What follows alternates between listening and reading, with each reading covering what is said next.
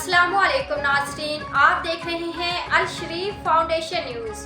सबसे पहले चौधरी परवेज इकबाल की रिपोर्ट के मुताबिक इलेक्शन कमीशन ने गवर्नर खैबर पख्तूनख्वा के अल्फाज के चुनाव पर बरहमी का इजहार किया है। गवर्नर खैबर पख्तूनख्वा गुलाम अली ने secretary election commission Umar Hamid को लिखे गए खत में इलेक्शन कमीशन हकाम को पुरअमन इंतखाबात के इनेकाद के मामले पर तैयारी करके आने की हिदायत की।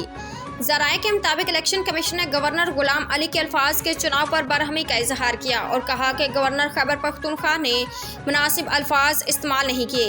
ज़राए इलेक्शन कमीशन के मुताबिक गवर्नर का काम है सुप्रीम कोर्ट के फैसले की रोशनी में इंतखाबात की तारीख दें, ना कि अहकामात दें। ज़राए इलेक्शन कमीशन के मुताबिक अमन व अमान से मुतल्लिक मशावरत मुतल्लिका हकाम से करनी है, ना कि गवर्नर खैबर पख्तूनख्वा से। ज़राए ECP के मुताबिक इलेक्शन कमीशन आईनी अदारा है, किसी से अहकामात नहीं लेता। गवर्नर को मशवरा है कि वो अपना मुतल्लिका काम करें। मज़ीद अपडेट के लिए देखते रहिए अल शरीफ फाउंडेशन न्यूज़।